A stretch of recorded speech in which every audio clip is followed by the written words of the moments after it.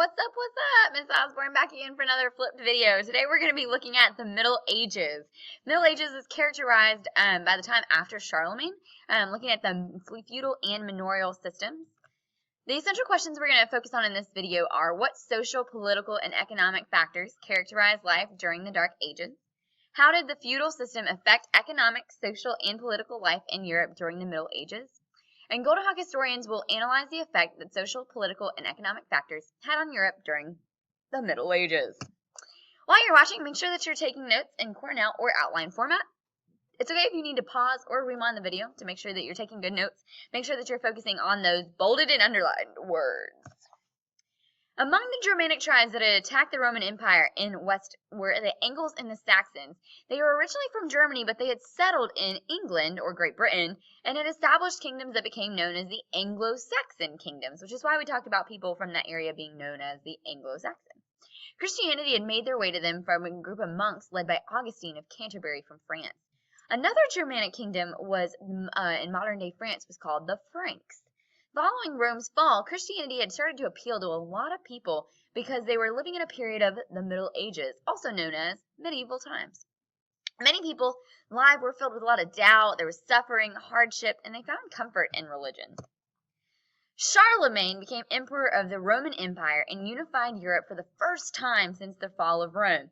His success was mainly due to his military power. When he conquered people, he took over their land, obviously. Charlemagne helped the Pope gain control of the Papal States in Italy by defeating the Lombards. Charlemagne helped the Pope later when there was a revolt against him. Because of these two major things that he helped them with, the Pope granted him the title Emperor of the Roman People and was able to establish Charlemagne's achievement of restoring the Roman Empire to its former glory and showed that he really had the backing of Church and God, otherwise known as divine right. Charlemagne's empire got so big that he had to take a lot of different things in order to maintain power.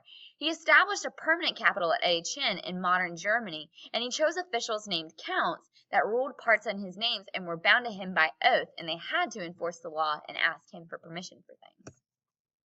Charlemagne was a big academic. He spent a lot of his time studying and ordered that all churches must start schools that would be staffed by educated priests in which they would teach students religion, music, grammar. And he also had the biggest achievement was that he also had monks copy ancient texts and send them throughout his empire, which preserved many of the texts that we have today. Without that, we wouldn't have lots of different texts.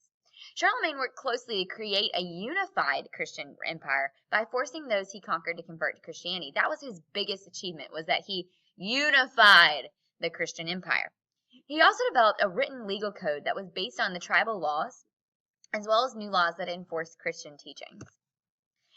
During this time period, the Europeans were also dealing with new invaders that came from Scandinavia, which is like kind of the area where Norway and Sweden is.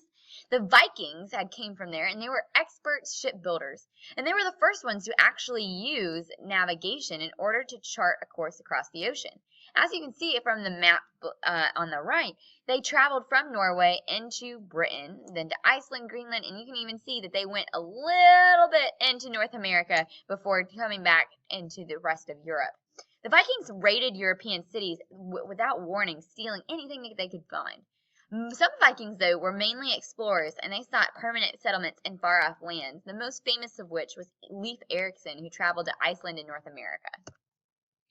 Kings found themselves unable to defend their lands and the lands of their nobles from attack, so they started to hire knights. Knights were just skilled soldiers, and they fought on horseback mainly in order to defend themselves, and they were paid for their services through gifts of land. These became known as fiefs. Feudalism, or the feudal system, was a complex political and social system in which they exchanged land for service. So, for example, they would give a knight some land in exchange for his protection. The person who owned the land was the lord, and the person who accepted the land was the vassal.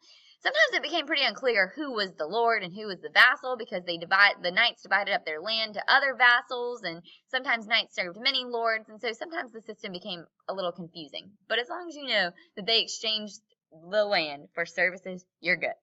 The feudal system also related to an economic system called the manorial system, in which lords exchanged services and plots of lands to farmer for labor. The lords lived in large manor houses with crop fields and pastures. In the picture above, you can kind of see some peasants working the manor field. The nobles paid what they called serfs, or workers who were legally tied to the manor in which they work, to work the fields. The serfs couldn't leave unless they got the permission from their nobles. Manors also had free people like blacksmiths who rented the land from the lord. England was one of the first countries in Europe to develop a strong central monarchy. The Anglo-Saxons that we had talked about before had divided England into small kingdoms. William, the Duke of Normandy in France, became the King of England by force and became known as William the Conqueror. William's power came from the acquisition of new lands and through a very successful marriage. The power of the English king began to worry some nobles because they feared that he would abuse his power and take away their rights. And so they wrote up the Magna Carta. And the Magna Carta is the most famous document from this time period because this was the first time in which people had talked about limiting government and executive power. The Magna Carta restricted the king's power, including his ability to punish or arrest people without cause, or take away their lands without legal procedures. They were mostly worried that the king would kill them just because he felt like it, or that they would take away their land. The nobles, however, were still not happy with the Magna Carta, and so they created Parliament, that was a council of nobles, clergy, and the middle class, to discuss issues with the king. The kings of France didn't rule actually any territory almost at all. Much of France was really in the King of England. After Charlemagne died, his European empire was divided into two parts. The western part became known as France under the Franks, and the eastern part became known as Germany. France remained unified under one king, while Germany divided into many small states by different rulers. Otto the Great was able to unite the kingdoms of Germany, and also assisted the Pope when he was challenged by nobles. Because of this, just like Charlemagne, he became named the Emperor of the Romans, which made Germany and his empire known as the Holy Roman Empire. Holy only because it was supported by the Pope. The new emperor of the Holy Roman Empire had to travel to Rome every year, or every time that there was a new pope, a new emperor, in order to be crowned by the Pope before he was recognized as being the emperor of the Holy Roman Empire. During this time period, Spain and Portugal were united by the Muslim Moors, also we talked about this with the Umayyads, and were in battle with the Christian rulers as a part of the Crusades to drive them out of Europe, and this became known as the Reconquista. Christians launched a series of religious wars that became known as the Crusades. They were mainly fighting heresy or any beliefs that went against their beliefs. The goal of the Crusades was to take the Holy Land away from the Muslims, who also considered it holy. This area is like the Middle East where Jerusalem is. Pope Urban II called church leaders to a conference to talk about how they were going to fight against the Muslim Turks and defend the Byzantine Empire that was also Christian. The first crusade was carried out by two groups. One, the untrained peasants, and two, trained knights. Some crusaders decided to fight other non-Christians as well, and they conquered many Jews, oftentimes just killing them. The Crusaders attacked Jerusalem and set up 4 states in the Holy Land that they would have to end up holding on to and defending for many years. After the First Crusade, the Muslims began to recapture the land, so the leaders called for a second crusade that was unsuccessful. And then there was also later crusades in which the Christians were able to attack Constantinople, but none of them are going to be successful. Crusaders also tried to rid Spain of Muslim influence through the Reconquista. The Crusades had some major effects. The first one being that it increased trade between the Christian and Muslim empires because they brought things back from the Crusades that helped them and was like super fancy, like spices and textiles. The kings took over the land of the knights and nobles that didn't return from the Crusades, and that only increased their power. Lastly, the knowledge of Muslim empire began to spread, which actually spread Islam a lot farther than the Christians did. However, it did have a negative effect, and that was that many did also become pretty intolerant, especially of Jews. As trade grew, large cities also grew, and they became more common because that was where trade was taking place.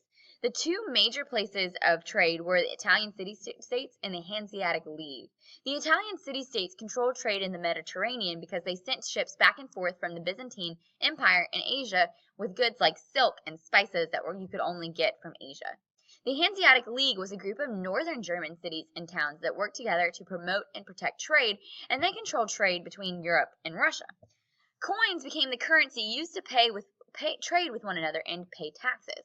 Some merchants even let customers buy goods on credit. The use of money and credit led to the development of Europe's first banks. Due to new farming technologies, a lot of people started to move out of the towns and into more cities because fewer people were needed for labor. In order to protect themselves, craftsmen like blacksmiths started to organize themselves into guilds in which the main goal was to restrict competition, set standards for products and prices. The guilds also trained children, otherwise known as apprentices, in their crafts to continue on their craft. The culture in the Middle Ages was characterized mainly by Christianity. A lot of the buildings, especially churches, were built in a Gothic style. The Gothic style is mainly characterized by the flying buttress seen in the top right-hand corner. It was a series of arches that were able to support the high ceilings within the church. Tapestries also became pretty popular because most of the buildings were open, and so the tapestries kept the draft out. They were also a form of art that were used for artists to illustrate daily life and tell stories. A lot of the writings from the Middle Ages had to do with religion, and they were mainly sermons, tales of saints, songs, and poems. However, there were also entertainment writings like epics and romances that told stories of heroes and villains, but they differed in their subject matter. Troubadours wandered through the different kingdoms performing the epics for entertainment. The most noteworthy of these epics were the Canterbury Tales, which were a collection of stories by Chaucer, and the Divine Comedy, an imaginary tale of the afterlife by Dante. European universities also began to grow during the Middle Ages as people began to look to knowledge of science, philosophy, math, astronomy, and medicine more often. Because people were going to universities, a new educated class of people emerged. One of the professors, Thomas Aquinas, is known for his approach of scholasticism, in which he used logic to prove Christian teachings were true. This kind of focused on science and logic and will lead into the later Enlightenment era. Christianity brought a lot of people together during the Middle Ages, but there was a lot of corruption in the church because of the mixing of the political and religious influences. The Pope was considered the religious head of the church, but he had very little power overall. The people with the most power were local bishops who were also nobles and often wanted to hold the most power and use it for their own interest. However, there were reformers in the church, such as Pope Leo IV, or the ninth, who wanted to reform the church in order to avoid such corruption. But the church was constantly fighting heresy, or beliefs that opposed the official teachings of the church. They tried to fight heresy through the use of inquisitions, or legal procedures that were supervised by special judges who tried the suspected heretics.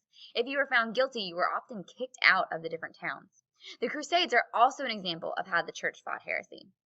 Due to fighting in Rome, the Pope had to flee to Avignon in France, where the papacy stayed for 70 years. Due to this, there was a pretty big dispute over who should be the Pope. A lot of years later, it was decided that when there was a new pope, there was conflict over whether the pope in Avignon or Rome had true power. For about 40 years, there were two popes until the conflict could be resolved, but the confusion really weakened the church's influence in the Middle Ages. Two big wars that happened were the 100 Years' War and the War of Roses, both happening in Britain. When the French king died, there was conflict over who should have the throne, his nephew, the King of England, or the French regent. The English King Edward wanted to claim his right, and so he tried to do that by force through the 100 Years' War. The English marched all the way to Paris before Joan of Arc led the French into a series of battles that resulted in victories. The French were finally able to push the English slowly out over the course of more than 100 years. Meanwhile, in England, there was two prominent English families, the Yorks and the Lancasters, and they both had a rose as their family crest, so this became known as the War of Roses. They had a civil war over who should become power. It was the Tudor family, however, that took power ultimately because they both had ties to the Yorks and the Lancasters, and Henry the VII became king, ended the rule of War of Roses. The Black Death was majorly the last thing that affected the Middle Ages. It was a devastating plague that swept across the European continent during the 12th century. There are two theories. It was bubonic plague passed by rats or pneumonic plague passed by humans. It originated in Asia and traveled through conquering people and merchants, mainly using trade routes. It was almost always fatal and characterized by the large black splotches on the skin. Most people thought the plague died within a couple of days. The major effects on the plague was that Europe and China lost almost a third of their population. People also blamed God for the plague and turned to witchcraft and heresy for which they hoped could cure them. A lot of people also blamed Jews, who they argued poisoned the wells, which led to a lot of anti-Semitism or anti-Jewish attitudes. Due to the loss of population, the manor system also died because there was no one to work at the manor. Make sure that you read back over your notes and have all the necessary vocabulary that appeared as bold and underlined words during the video. Thanks for joining me, and we'll see you in class.